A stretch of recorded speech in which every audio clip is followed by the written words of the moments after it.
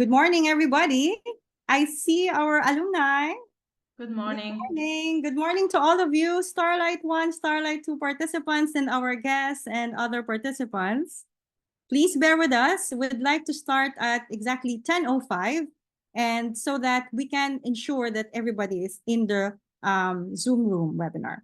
So in this case, you may still grab your cup of tea or coffee, and we would like to start at 10:05, if that's okay. And thank you, by the way, for coming on time.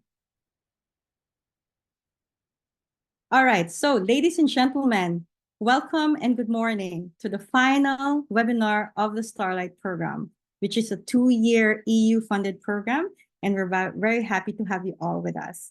To start with our panel discussion, I'm very proud to introduce our project director, Ms. Kersty McCourt. Kersty, the floor is yours. Thank you very much. Good morning, everybody. And it's great to see so many of you, both alumni from the 2 Starlight years and also all of the other guests who've joined us. So it's both exciting because we've completed the program as we had planned, but also a little bit sad that the 2 years has come to an end. But we wanted to have this webinar to draw together the findings, the experiences, what we all learned from the program. So the aim was to unlock the power of the Charter of Fundamental Rights and strategic litigation before the Court of Justice of the European Union, and to do that by improving the skills and knowledge of lawyers from around Europe.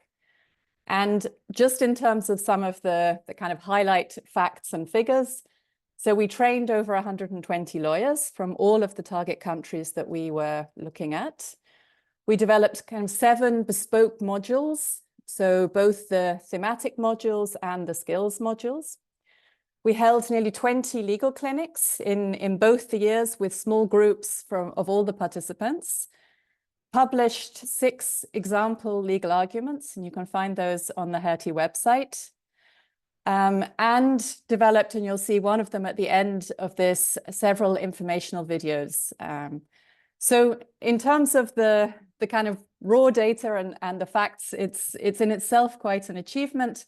But I think one of the main things is, and we see that now with all of you together, is building the community of lawyers and practitioners around this work, and that we as the trainers and you as participants all get to know each other, and in the future collaborate on cases, call each other up, ask for advice. But strategic litigation is also high stakes. Cases can be risky. It takes time, expertise, preparation, and money. And we'll delve into some of those ongoing challenges during the webinar. So in terms of the format and structure, I'll pass the floor to Márta, who will give some short introductory remarks as well. And then we have about an hour for a discussion, bringing together trainers, alumni, and the EU to reflect on the experiences over the past couple of years. And we'll then end with one of the videos and an evaluation, if you can kindly fill that in. So I think with that, I will hand over to Márta, the co-chair of the Hungarian Helsinki Committee, for a few short remarks, and then we'll move into the discussion. Márta.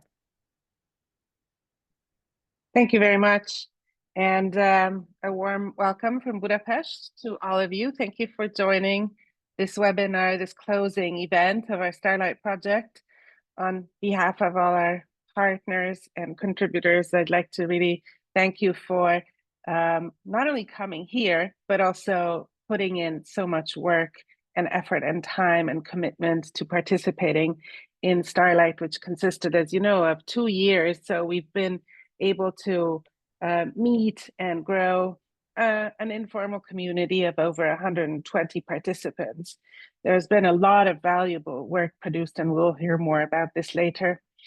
What I wanted to reflect on is that when we started drafting the project proposals, and talking about how to grow this program, we were very keenly aware that there is no human rights issue or rule of law issue in Europe today that is not under pressure in some way. The strength of our standards and the institutions that are meant to uphold them are being really tested every day in every member state. And in the three specific fields that Starlight focused on, criminal justice, asylum, and rule of law civic space, sometimes these stress tests are making the news. And so what we wanted to achieve with this project is to grow the power of fundamental rights and the rule of law at this crucial time in Europe amid so many challenges, to grow a community of empowered legal professionals who will be able to use EU law and specifically the Fundamental Rights Charter as one of their go-to toolkits, something that is perhaps has not been so familiar before their participation in the project. Why is this necessary? Because, for example, in Budapest with the Hungarian Helsinki Committee, we learned that litigation from a strategic point of view can really help strengthen rule of law and fundamental rights. By applying existing standards, by helping standards evolve, we're using and growing muscles in a way. And litigation is really reinforcing and advancing these muscles. At a time when we know that strong institutions are needed to protect fundamental rights, we are also keenly aware that strong individuals who are going to make use of these standards and institutions are needed as well. And so we wanted to contribute to this, growing the muscle, the knowledge, the skill sets, and the connections between legal professionals who are all invested in working in the area of fundamental rights and rule of law around many European member states. But knowing the pressures, we were keenly aware that we need to also not grow only the legal knowledge, but also the advocacy, the communication, the documentation and evidence skills of these individuals, because we thought that the two together will help grow effectively the strength and the strength of the individuals and the community too. So what we have created, I think, in Starlight, and we've seen many very joyous examples of this throughout the project, is a space where lawyers can both gain knowledge, gain contacts to work with, and gain skills. And by creating these opportunities for learning, for sharing, for connection or networking building, I think at the end of Starlight, we've seen 120 people who are still connected in many ways and are sharing experience. For example, it's very nice to see that the Signal chat group we've created has become a space where individuals from across Europe who've taken part in Starlight are continuing their support for each other. And we'll talk about the many other outcomes of the project. Perhaps as a reflection, what we can also think about is what can come next. So what happens now that these 2 years are over? Well, I certainly hope that the community will stay and grow. And we can also think about ways to enlarge this community. Not all EU member states were countries of origin for participants. We could expand this. We could also look at how this Starlight method could benefit other very important fields connected to fundamental rights and the rule of law, such as democracy. And we can, of course, not forget about a very key aspect, the implementation of judgments. These are all topics where we've heard from participants too that they would be interested in pursuing some form of cooperation. Now, on behalf of the Helsinki Committee, I'd like to really thank all our participants, but also my colleagues at the Helsinki Committee and at the Hertie School who have really worked tirelessly to make this project, I think, quite a success. There was a lot of elements to manage, and they all came together through our effective cooperation. I want to thank Kersty McCourt, whose vast knowledge on on the substance, the strategic litigation, and the charter has really helped create a coherent framework for the project. I want to thank our trainers, both my own colleagues and also academics affiliated with the Hertie School, but also, for example, with Dentons, a law firm, a global law firm that has also contributed knowledge and support to the project. In closing, I'd also like to, of course, highlight how great it was to benefit from SERVE funding from the European Commission. And this SERVE program has served many communities in support of human rights, democracy, and rule of law so far. But we really are keen to see the program continue. And I think this is something I'd like to highlight here. We all can play a part in voicing support for this kind of initiative in the next upcoming financial cycles, to talk to institutions, policymakers, that at a challenging time in Europe, we really need not only the support of communities, but the support of resources, funding too, so that we can continue building this kind of collaboration for strengthening the muscles that we need to protect fundamental rights and the rule of law. Thank you. Thank you very much, Márta, both I think from sharing your kind of insights into the program and some of the ideas of where we might go next. So we now have just about an hour for the discussion, and dotted around on the screen are the different trainers and colleagues who were part of developing and implementing this program. So we have Mark Dawson from the Hertie School, John Morijn, who is also now at the Hertie School, but wasn't right at the very beginning, András Léderer and László Detre from the Hungarian Helsinki Committee, Kiran, Chaudhuri and Zuzanna Nowicka from the STARLIGHT Year 1 and STARLIGHT Year 2, and then Ingrid Bellander Todino from the European Commission. So I think we have a very rich and rich panel with a lot of different and dynamic perspectives. So I'd like to start out with Mark, who was also the first person, for those of you who took the course. Mark, together with Başak, taught the introductory modules, and so they were the first people that you came into contact with.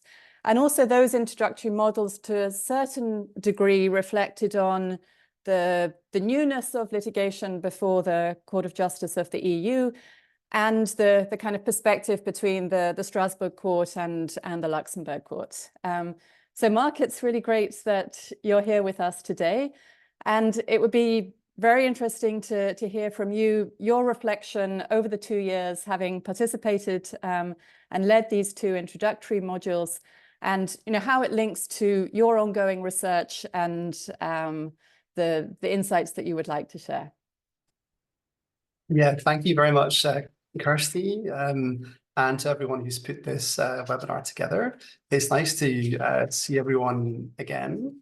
I have to say it was a great pleasure to teach in STARLIGHT, although I was, as Kersty's already said, I was very much at the sort of the beginning, in the early stages. But I think what was one thing that was very noticeable was kind of the enthusiasm and how easy the sessions were and how active they were. So it wasn't this classical teaching of like sort of transmitting knowledge actually, or training. There was so much knowledge among the group as sort of bringing that together, and people brought so many of their own experiences to bear in discussing the material. So this was something really enriching. I think though what this experience brought home to me is sort of the value actually of this type of work and this type of community building in the first place. So what I think was surprising to me, or that made me think about the process of human rights litigation, is there is certain kind of background assumptions and default assumptions that I think are very much often focused, for example, on the ECHR and on the Strasbourg courts, and that sort of is a little bit our model to how to do this type of transnational rights-based litigation. But I think there's a kind of growing awareness, and I hope that this STARLIGHT program has helped to foster that further, of what the EU law routes, what they provide in addition. And that can be in terms of the speediness of the procedure, the substantive law that is encapsulated through EU law, the growing awareness among national judges of the need to apply EU law at the national level or use the Charter of Fundamental Rights in domestic rights-based litigation. So there is this kind of, it feels like there's this kind of shift a little bit of the center of gravity of European human rights law, a little bit towards the EU system. And you felt that a little bit sort of through these trainings, through the sessions, this kind of growing awareness of the tools really that the EU system provides for human rights defenders. I think from a research point of view, so some of my interest has been in the governance of fundamental rights, so how fundamental rights are governed and applied practically. So through the political process, for example, through EU legislation. But of course, this growing community of human rights defenders is also quite an interesting object of study, actually, right? So we have had quite a lot of research on human rights defenders who use the European Court of Human Rights and on national communities of strategic litigators, but not so much actually on this EU community. So it would be interesting. Maybe I'll get back to you to explore some of your experiences and whether actually you within your national context, you'd be more willing and more interested in using EU law to raise litigation and in the defense of human rights. So it was a great experience, and I'm really happy to see you all again. Thank you very much, Mark. And I think it's interesting to hear your perspective of this kind of shifting sands and how it's complicated and sometimes difficult to bring cases to the Luxembourg court, but it can have many, many benefits and requires, as you said, a different mindset, but one that can be developed. And hopefully we can also contribute to yours and other people's research. So I'd like to pass over now to John Morijn, who has many different hats and different roles, and also as the chair of the EU Fundamental Rights Scientific Committee at FRA, but who's also been involved in many of the cases, including some of the pending cases that are ongoing now before the Luxembourg court. So John, if you could tell us a little bit your insight into some of those cases and how it also then kind of reflected in your teaching of the rule of law module. Absolutely, and thank you so much for having me. Participating in STARLIGHT these last 2 years was an absolute delight, and as you all heard, it can even help land you a job at Hertie, so I would definitely recommend moving up in that way. I want to make 3 points and a joke. The 3 points are the following. The first is strategic litigation. There's tons of people now talking about it, but I think that's very important to distinguish the two. You start with litigation, and litigation is that a good idea is not enough. You have to be better than your opponent in law, and that is a lot of work. You need to prepare a lot. I'm myself involved with the good lobby professors. We try to help applicants, specifically judges associations, with their cases, and I can tell you that that's a hell of a lot of work when you bring a case to the European Court of Justice, specifically because of the very specific admissibility criteria and all the specific documentation that you need.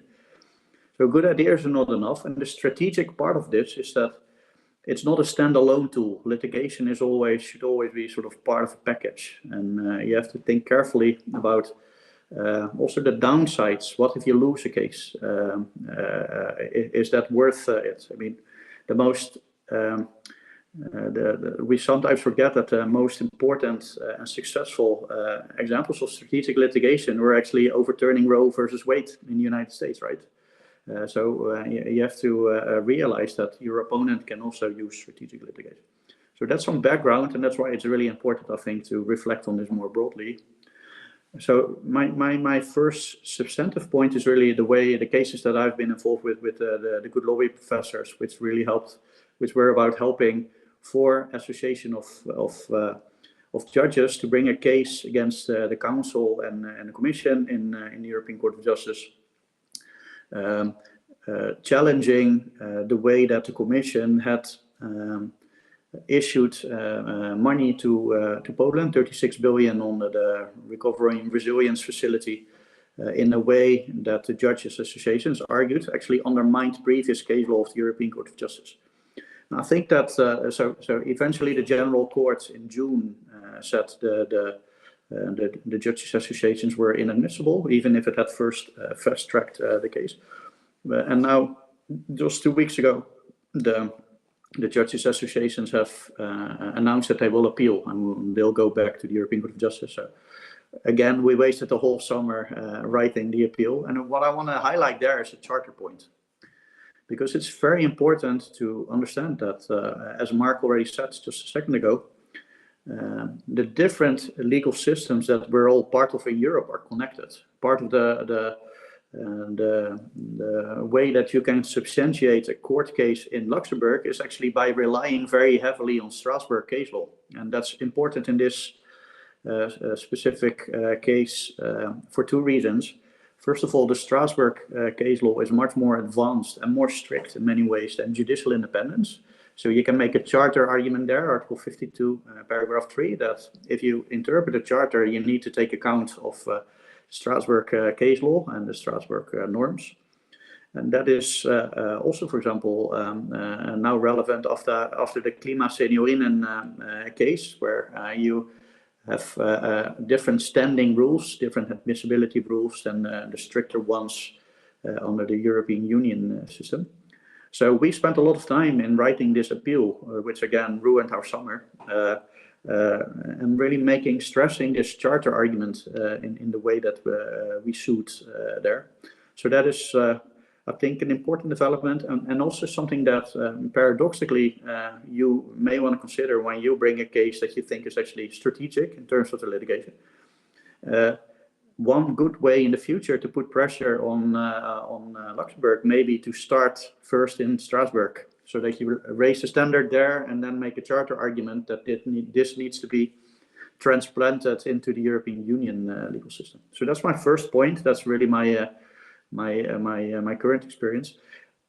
There's also very important pending cases in Luxembourg now, which for the first time the Commission in 3 separate cases. The most important one is the sort of child protection case that the Commission brought against Poland. They do not only rely on the Charter, but they also rely directly on an overarching value, Article 2 of the European Union. So this raises a very interesting question for us Charter litigators. What is it that we can bring to the table, and what is it that an additional Article 2 element will also bring to the table? I think that it will be very important development to really isolate that, and that's what we will soon see, because that case is now pending before the European Court of Justice, and I expect that the hearing could already be as early as later this year, or maybe in the beginning of next year. That's something that is also an interesting development. What is it precisely that we're trying to learn here in Starlight that is specific about a charter right, and to what extent can you then even make a bigger argument based on Article 2 by the side? That's an open question that will be very much an element of the debate, I think, before the European Court of Justice. Now, the last point, that is more like a joke. I hope I will not need to start strategic litigation to also become part of your Signal group, because I'd love to learn from all of you guys. I don't know who I can sue here. I hope it's not you, Márta, or you, Kersty, but I just want to wish you very much good luck in trying to apply what you learned in this course. And I hope to encounter you in court in that regard, and hopefully on the same side of the conflict. So thanks a lot. Thank you very much, John. And definitely you can join the Signal group.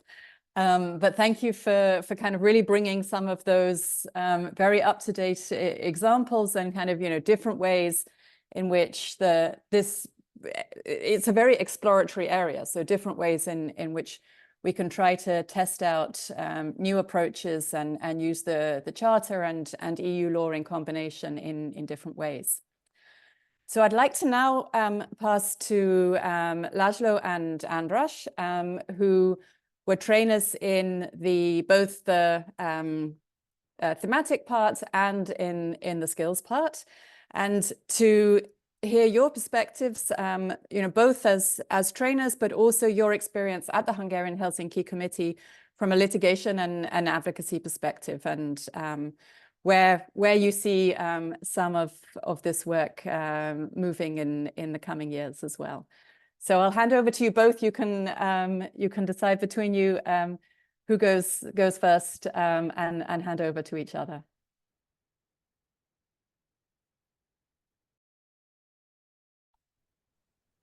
Thank you very much. So if it's okay with you, András, I share some of my points. So first of all, I would like to thank to everyone who made this program possible. And it was a great honor and pleasure to participate in during the last 2 years. What I would like to share with you is, actually I have 2 points and one, let's say, treat in the end. And the 2 points that very shortly have been touched upon by the previous speakers. So the first is the learning from the STARLIGHT program is just looking at the numbers, looking at that we have had over around 120 participants from 19 member states. It really shows that there is really a need to learn more about how EU law and more specifically how the Charter works. And lawyers all around the European Union are eager to learn about new ways for litigation, and also eager to learn about how to form a case and transform a case focusing on fundamental rights. And there is another learning in that, and that is that rule of law and fundamental rights issues may occur in every member state. So everyone who is working with law and working with European law and working with problems connected to the rule of law and the Charter should have a knowledge on how to litigate these issues under EU law in their respected member state. So first point is having this community really shows that there is a need for these kind of programs and projects. So the second is about the law itself. So we have learned that lawyers use EU law more often than one may think. So EU law is all over us. It's in our everyday work, and it concerns so many issues that we deal with every day. And this is why it's really important to learn about and understand how EU law works, and more specifically, how the Charter works. So the whole project aimed at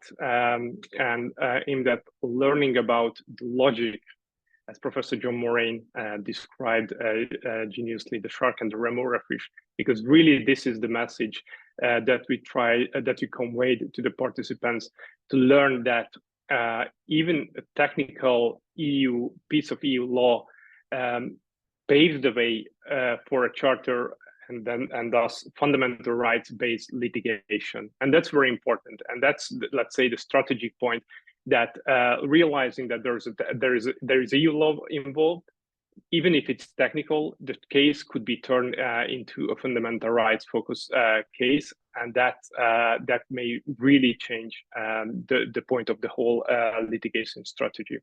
So this is the second point that concerns the law itself. And let's say the treat, or the third point, more precisely, that one of the greatest things of the program was seeing lawyers work from various member states who didn't know each other and worked on a problem together under EU law. That was really a treat. And that really showed the commitment of lawyers throughout Europe to apply EU law, which is our responsibility, and also to work on cases that are connected to the rule of law or the charter. So the learning is that there is really a need for these kind of programs, and the goal would be to convey knowledge that is focusing on a more conscious use of EU law, and more specifically the charter. So this is what we do at the Hungarian Helsinki Committee as well, and this is what we do in an everyday work, focusing on not just Hungarian law if there is a problem in our country, but also on EU law. And this is what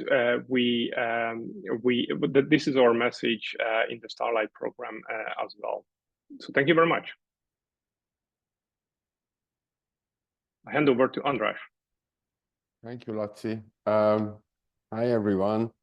My name is András Léderer. I'm the head of advocacy at the Hungarian Helsinki Committee, and maybe some of you can tell I'm currently not in the office and not in Budapest. I am in Tbilisi, which is my second home.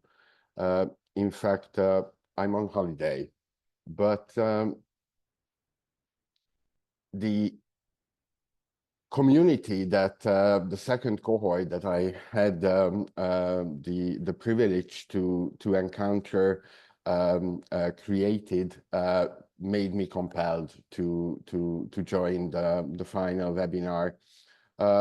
And I've been here for a couple of days already, and one thing that I quickly realized is how over the past years Georgia became one of the battlegrounds of EU values and Russian-influenced authoritarian tendencies. To be very frank with you, I felt really energized after the half-week training, a rather unexpected thing as a trainer usually. But the enthusiasm of you, the participants, as well as my colleagues who delivered other trainings parallel to the skills workshop we did with my colleague Gosia from the Polish Helsinki Committee, was simply beyond inspirational. With Gosia, we spent very long hours prior to the workshop on thinking of best ways to try to tailor the program in a way that will convince the participants that advocacy is neither a magic nor something that is just the icing on the cake.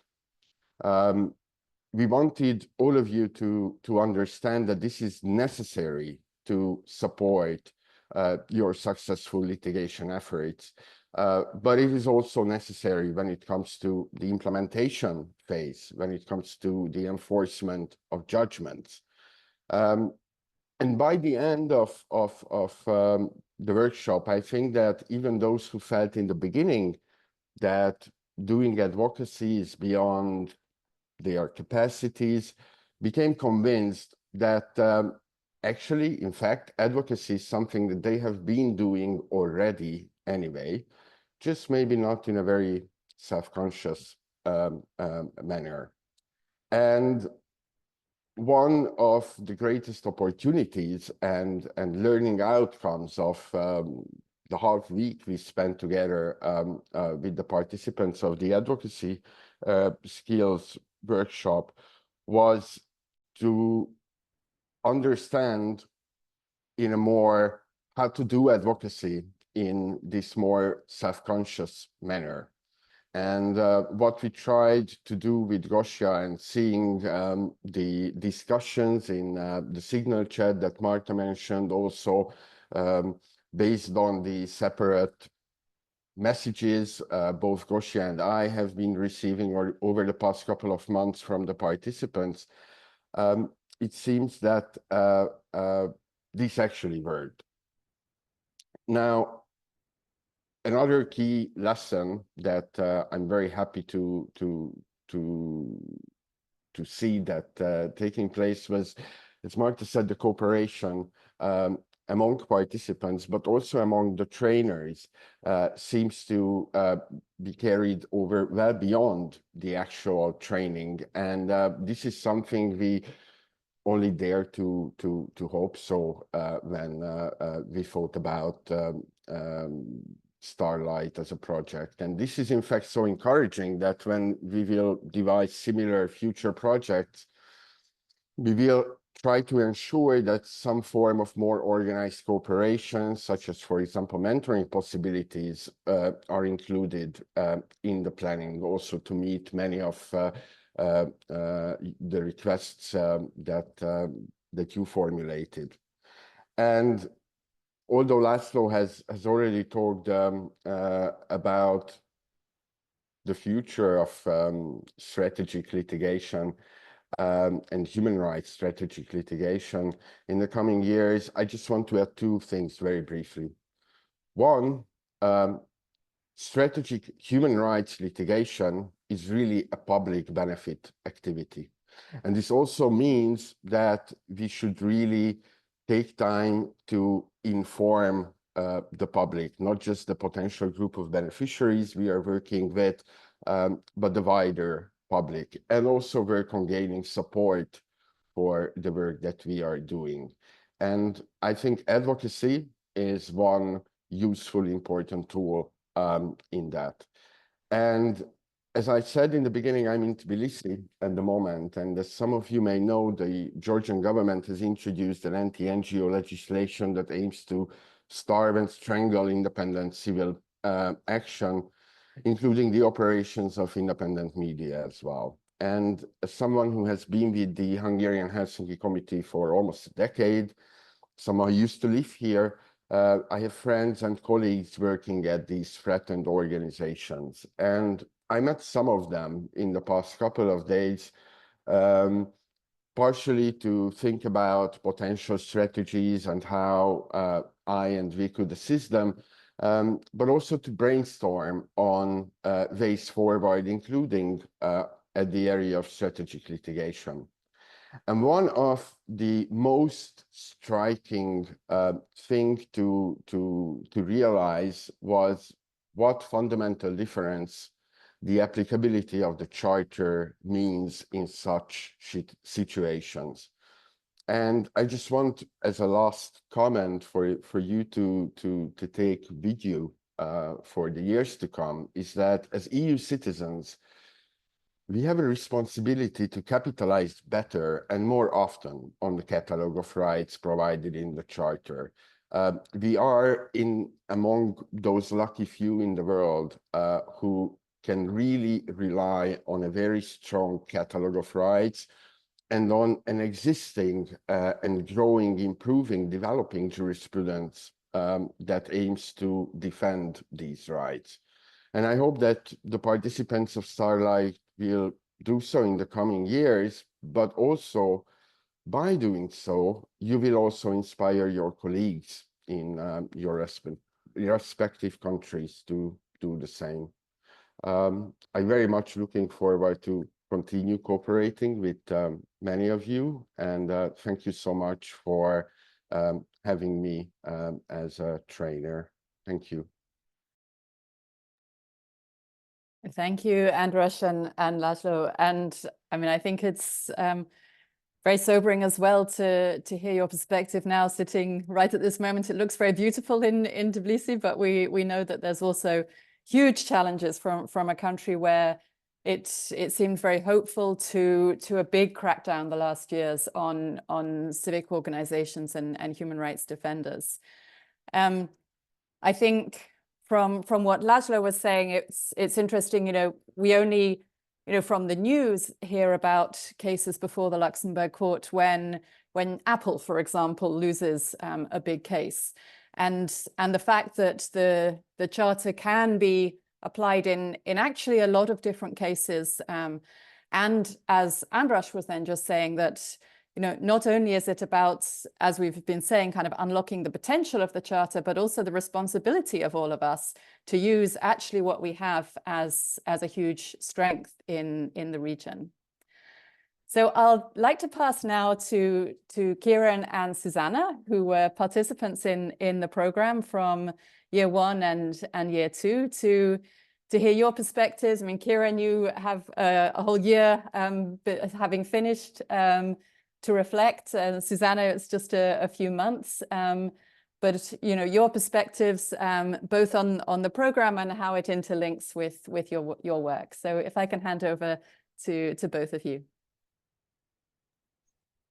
Thank you, Kersty. Good morning, everyone. It's a pleasure to be joining you all this morning and to see some old seen faces.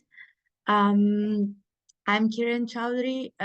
I work for an organization providing legal support to Palestinian activists. It's called European Legal Support Center. And I was part of Starlight 1, which came at a very crucial moment for me as a professional and right after I joined the organization. Indeed, it was very informative in terms of, the program was very informative in terms of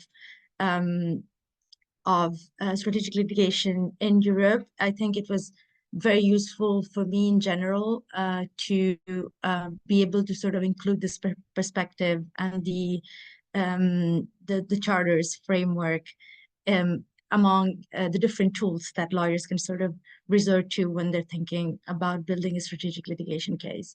And in general, it was extremely important to bring that back within the organization, as most of our cases looked before only to the European Court of Human Rights, which is more of a, let's say, the typical route that people will think of when working around human rights in Europe. And the timing, actually, for me, it was very important because I think we had the in-person gathering in September 2023, and that was right before the starting of the war in Gaza, and which led then to a huge wave of repression in Europe. As an organization, we didn't have established legal networks across all of the European countries, especially in Eastern Europe. But the Starlight project was really a great opportunity to actually build those connections. So after I came back from the gathering, I was able to actually connect with different colleagues, professionals, and people from different organizations who were really willing to provide us with support and help and anything that could be needed, and that fostered a very precious and enriching exchange of experiences, also in terms of technical experience, operational experience, lived experience of what was happening around Europe on this very pressing matter that we are still all experiencing and seeing. So I would say these were the most two important aspects and takeaways for me from the Starlight project.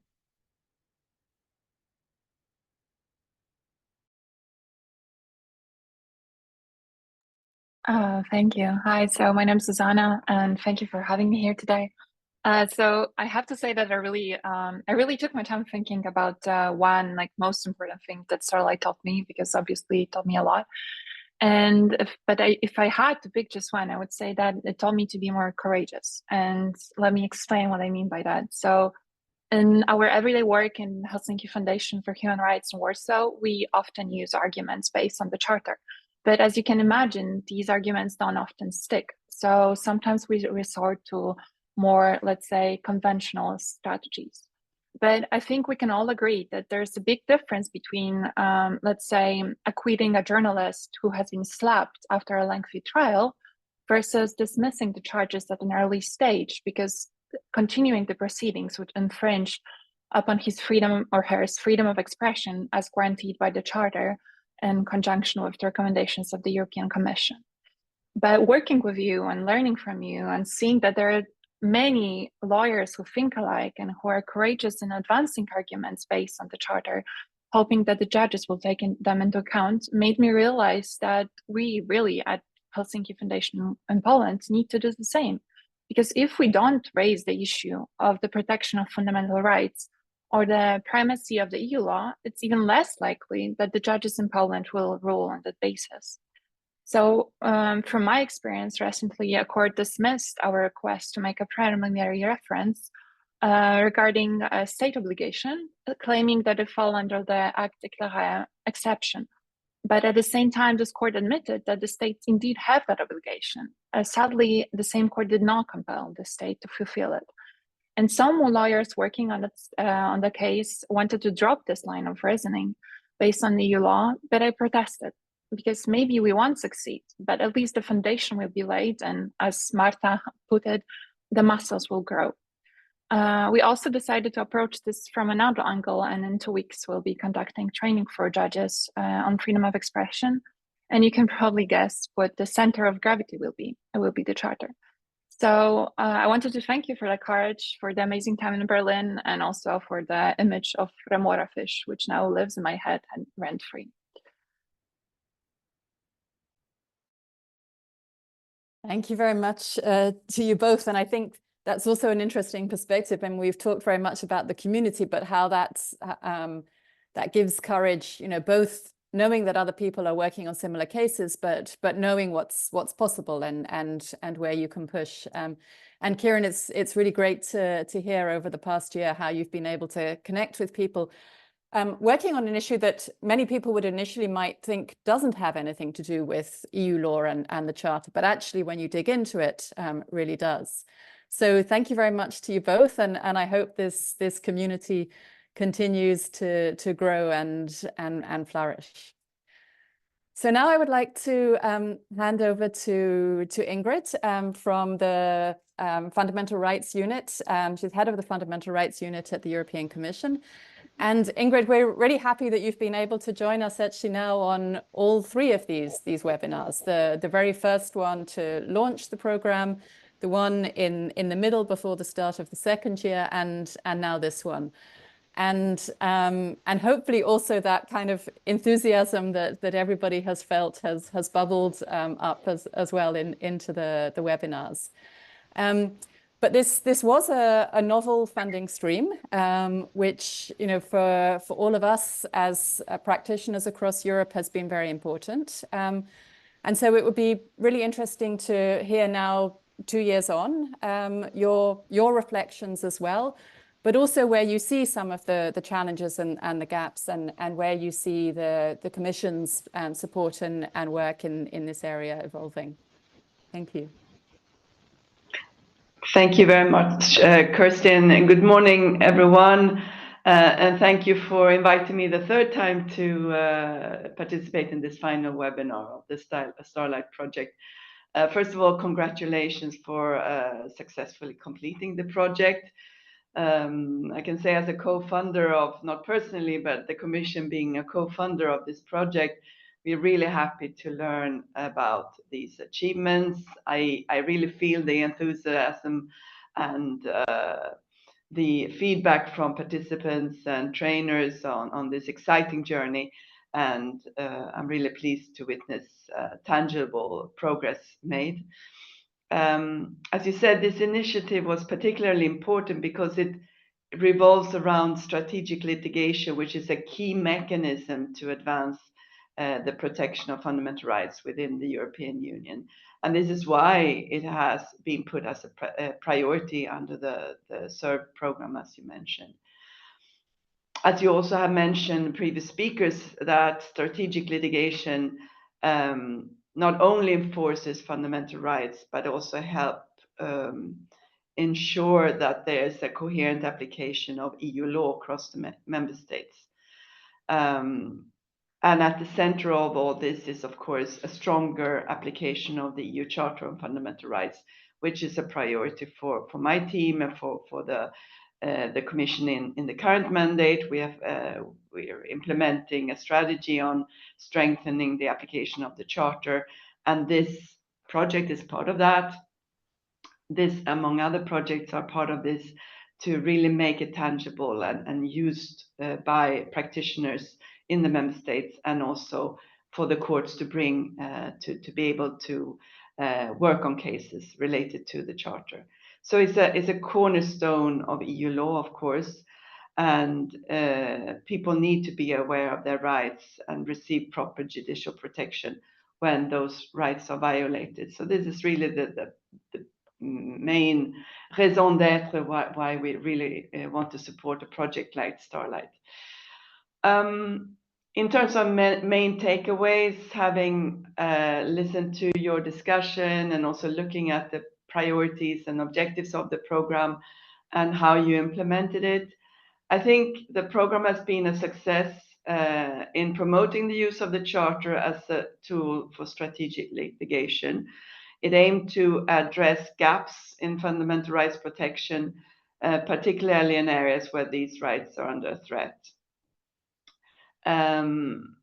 The inclusion of practical skills, training in legal advocacy, communication, and development of evidence are essential for any successful strategic litigator. And we think this is really being addressed well in the program. We also think the legal clinics allowed participants to work on real cases that really helped them to develop model legal arguments and litigation strategies. So it's really a concrete way of doing that. I really appreciated also listening to both trainers and participants in this sense. So the equipping lawyers with knowledge of the Charter empowers them to advance rights protection in the EU. And this contributes, of course, generally to the promotion of fundamental rights in the EU's legal system. And we also like the fact that the program has an emphasis on this intersection of EU values. So it's not only focused on the protection of fundamental rights, but also highlighted the importance of safeguarding the rule of law and the civic space and democracy with fundamental rights, showing how these elements are so deeply interconnected. One thing that we all know is important is to use the preliminary ruling mechanism to bring cases before the Court of Justice of the European Union. And that has been used, and that has stood out as a good way of working towards these objectives. Another aspect that we think made the project unique was the possibility to cater for the needs and interests of practitioners, as I said also. For example, the possibility to focus on argumentation, procedural aspects of litigation strategies before the court allows a more tailored approach. I'm happy to hear that those aspects are not always easy, but there is really a need to continue and work on those and build the muscles, as you said. Another interesting element was the module on how litigation strategies can be complemented by legal advocacy, which is a really important factor in ensuring more holistic support to fundamental rights cases. So I think that all of these modules offered through the training has strong potential to increase the number of fundamental rights cases heard by the Court of Justice of the EU. And this, of course, further strengthens the Charter's role in shaping EU law. But of course, there are challenges and gaps. You have asked me to address some of those. So despite the program's successes, we can't ignore that the challenges persist and that the civic space across the EU is shrinking. Márta mentioned it, and that is, of course, something that we are very much aware of in the Commission, and we have addressed also in the past few years, seeing how attacks against CSOs are increasing, attacks against human rights defenders, and the very basis on the rule of law itself. So the trends are alarming as they threaten the very principles that projects like Starlight seek to uphold. So with these interlinkages of the project, we need to look at developments in member states and the jurisprudence of the Court of Justice and see how we can address the threats to the civic space. So more work is needed in this respect. We need an increased understanding on how laws and policies aimed at restricting the rights of civil society also affect fundamental rights, not only of those of the organizations as such, but also the protection of the groups they represent, and also how violation of fundamental rights also affect the people working in these organizations. So looking ahead, we are now in a transitional phase. We are looking at eagerly, as you probably are as well, on how the new College of Commissioners will be composed. President von der Leyen, she is working on setting together her team, defining the portfolios, how will fundamental rights policies fit in the new commission. We will not know that today. I cannot give you anything else than it's speculation in the press. But what we know is that the EU values are and remain a key cornerstone of the European integration. It has to be protected, promoted, and fundamental rights, of course, and the Charter is a key cornerstone of that work. In terms of funding, we will continue financing strategic litigation as a priority under the SERV program. So to build on the achievements of the STARLIGHT project. As you know, under the current SERV program, we have continuously increased the funding available for this priority, thanks to high quality projects such as yours and good proposals that come under this priority.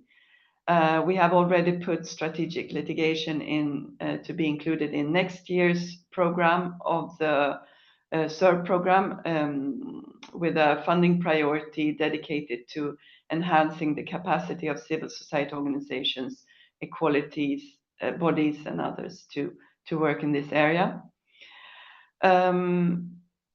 This priority on strategic litigation will also focus on strengthening cooperation between legal professionals and civil society organizations to enable them to effectively assist individuals in utilizing remedies to protect the rights at both national and European levels.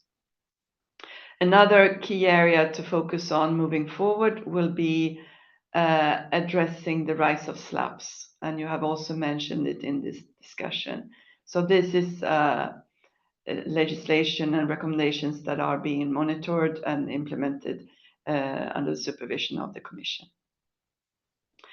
I also welcome any suggestions, of course, or outputs you wish to share from this project or other projects on what future funding on strategic litigation could focus on, what type of projects you see are most needed, and so on. This is a really an important way also to develop funding programs moving forward also in the next funding cycle. So just to conclude, I'm really, really happy that you have successfully completed this project on STARLIGHT. It has been really a vital step forward in advancing the protection of fundamental rights across the EU. I thank all of you organizers, the project leaders, all the trainers, all the participants to have implemented this project, and also for keeping us so closely informed and involved. That has been really a pleasure. So we know challenges remain. The future look promising though, and we continue to support strategic litigation and build a stronger framework for the protection and promotion of the EU's core values. So thank you so much, and I'm happy to take any questions if you wish to ask me. Thank you. Thank you very much, and also for both highlighting some of the different elements that you saw as important from your perspective, but also giving us some insights into the future. And you're right, we are all waiting with anticipation to see who the new commissioners will be, or which portfolios and what the portfolios will look like. I very much hope that justice and fundamental rights does stay kind of very at the forefront and very central to the work of the Commission. I'd like to open up to anybody who has questions for one of the panelists, or has a reflection from those of you from Starlight 1 and 2, has a reflection on your own perspective, or any questions and comments and thoughts that you might have. So either if you, I can't see everybody on the screen, so either if you raise your hand or put in the chat, or even just unmute yourself and to speak.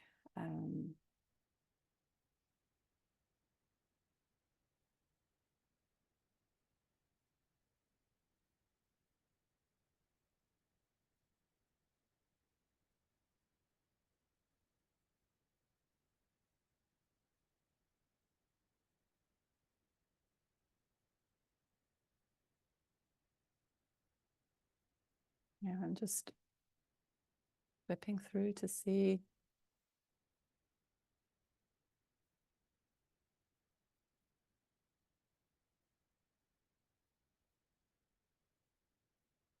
No.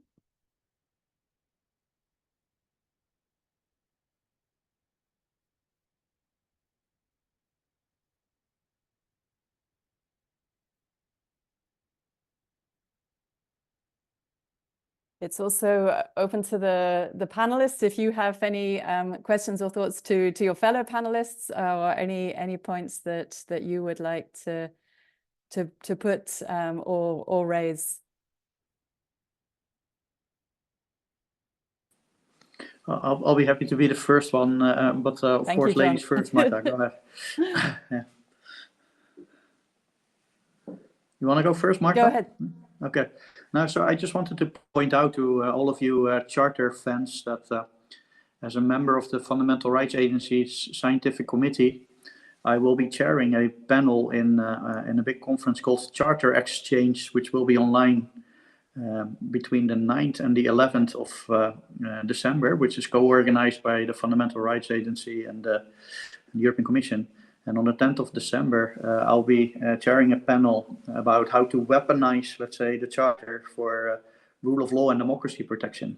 And we have two very good speakers already, also experienced litigators. So if you're interested in this, I will send information about this conference to the Secretariat of Starlight, who then may forward it to all of you.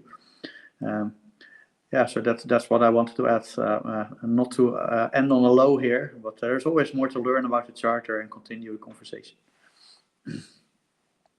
Thank you, John. And Márta, you also had your hand? Yes. So thank you. So we will put you in the Signal chat too, John, so that you can share the conference information. But I think this is quite important, and we will use the various social media, LinkedIn pages also to distribute among Charter Starlight participants the conference and the Charter that you've mentioned in December. My question or contribution is along the same lines.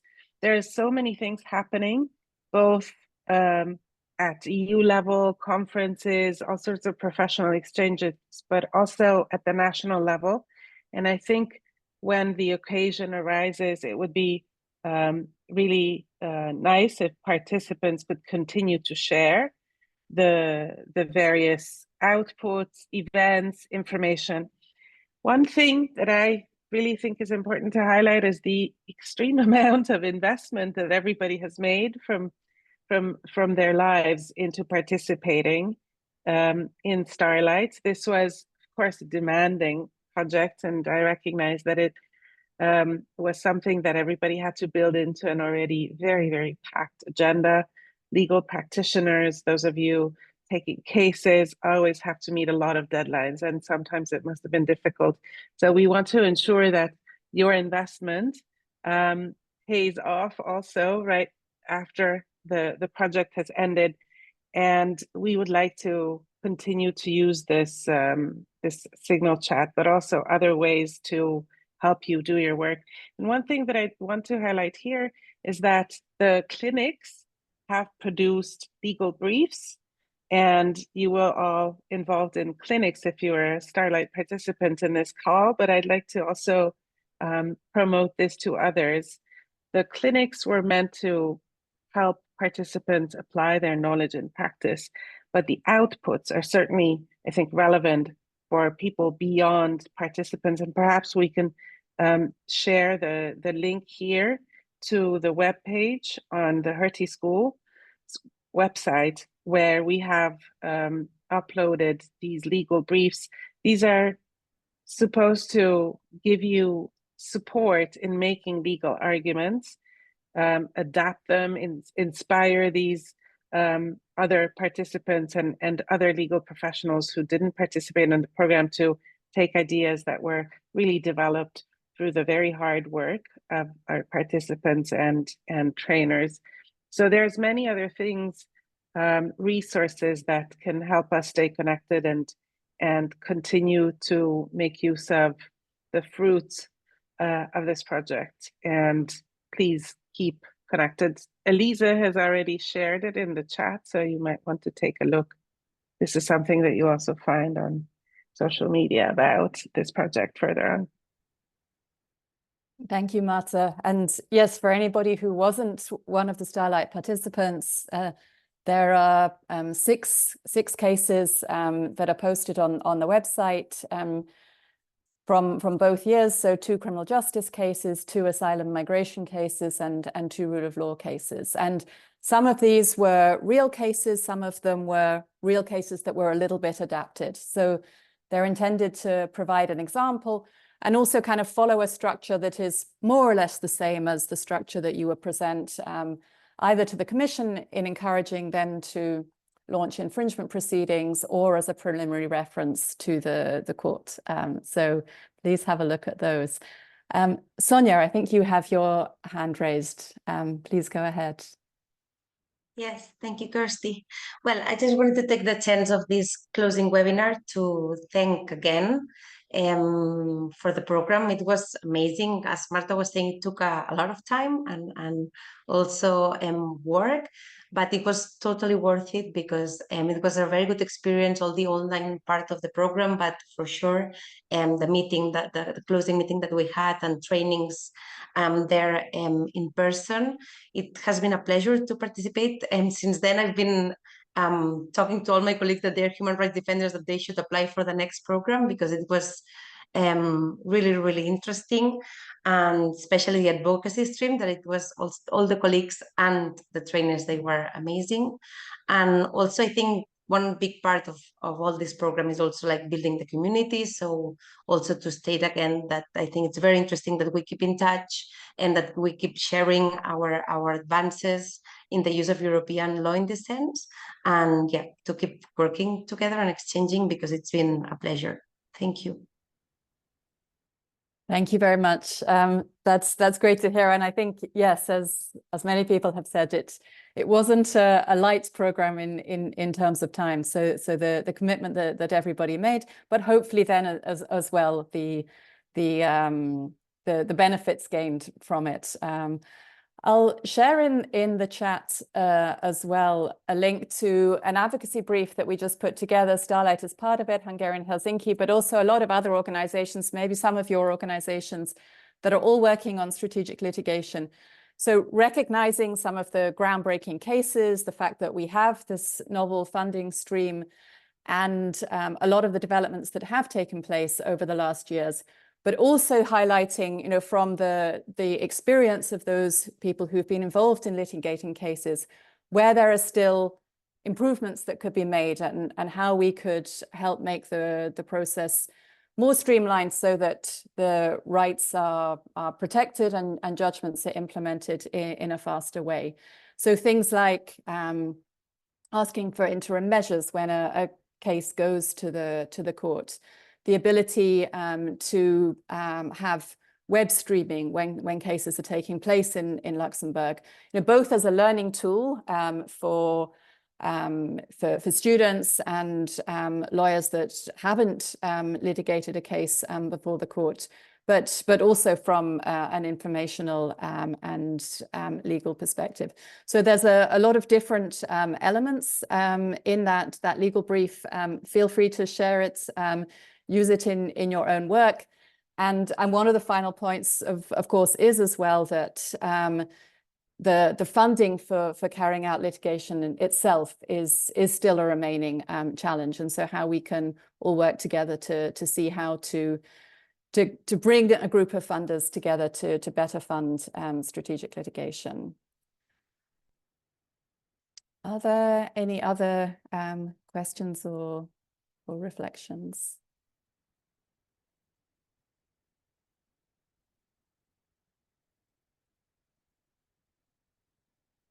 Márta? So, yes, so I just wanted to say a word about the future plans. Not too much because there's nothing specific yet, but I know, Sonia, you also you said, you know, you encourage colleagues to apply to the next round, and I think that is really very nice of you. It couldn't be a better recommendation than to tell other people also invest a lot of time in something. But there's no such plan at the moment, specific, something where we could say, well, this is the deadline to apply. But certainly we are planning a new iteration. And I know that others also who have implemented SURF projects or perhaps are doing one related to the charter and in various ways, strategic litigation, or also for civil society organizations, are very keen to continue this work. What we've seen from our also other forms of cooperation with the Hertie School is because we also run a project for human rights defenders to bring them together and to learn in a leadership program, is that very often these funding opportunities are quite fragmented, and it's very hard. I think you are based right in Spain, and it's very hard for us, we've seen from practice, to bring, for example, participants from very often termed older democracies from Europe into the same program with those from Central Europe or Eastern Europe. And at the same time, the needs are so similar or are converging. So my colleague András, joining us from Tbilisi, talked about how Georgian civil society is looking to the EU, hoping for support, well, to be benefiting from the same quite padded rights environment, but also at the same time, it's very hard to connect with them. So I think in the future, one potential call or recommendation would be that these funding opportunities that allow these projects to go forward would be geographically much broader, that they would be allowing participants from the westernmost points of Europe to interact with those, for example, who are keen to become part of the EU, but are perhaps on a longer waiting list, because there is so much to share. And in fact, there's quite a lot of innovative techniques outside EU circles. So one thing that I'm hoping for is not only new projects that are going to help us continue Starlight, but also broader focused geographic funding. Thank you.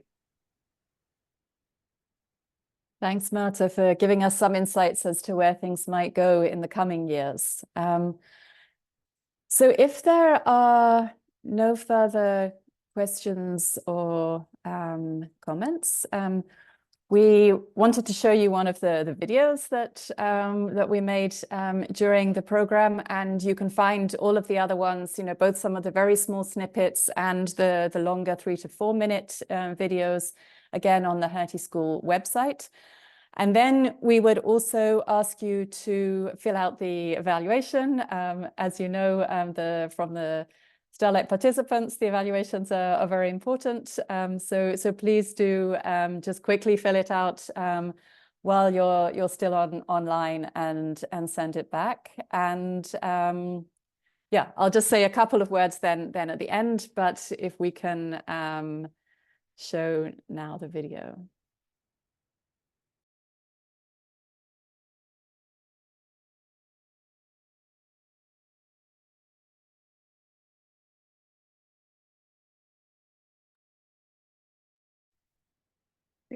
Just open YouTube.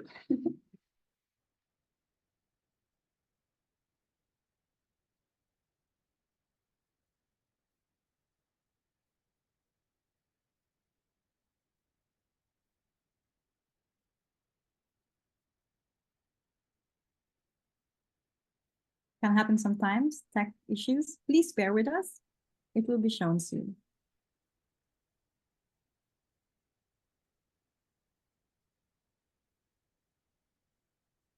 And so while Elise is doing that, we would also share in the chat the EU evaluation link. So we would like to thank you for doing that as well.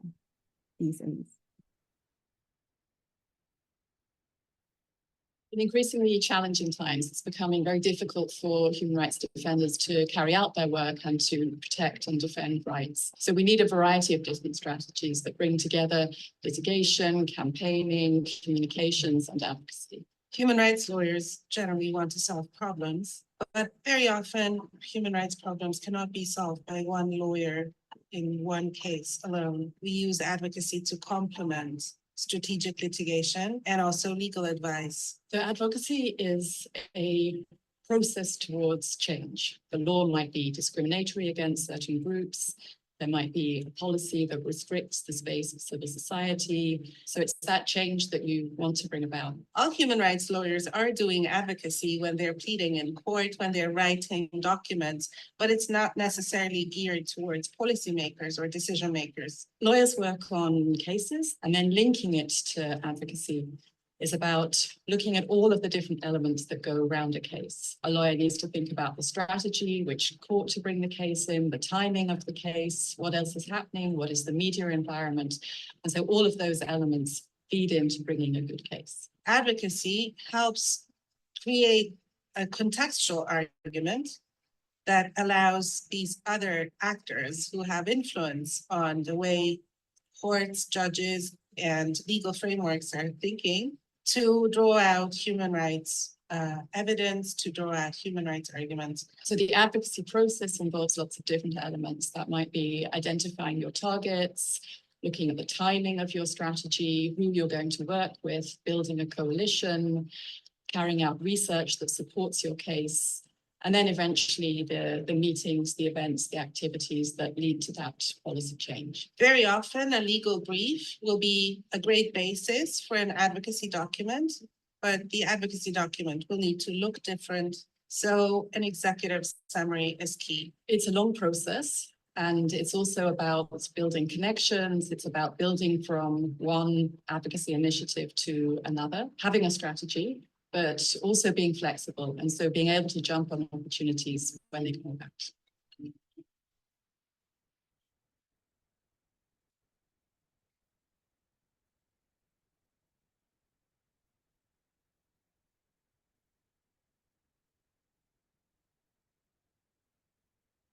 Thanks very much. So those of you from Starlight Year 1 will notice that Starlight Year 2 was in Berlin, in the Hertie School, not in Potsdam, where we were for the first year. So we had a little bit of a switch around in the location, which was nice. It had a slightly different atmosphere in both places, but both different and very good.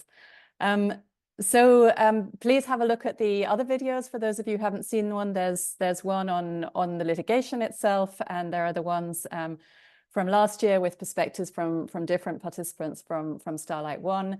Again, have a look at the cases. And I think it's clear that we're all enthusiastic to keep together as a community, to keep using the Signal chat.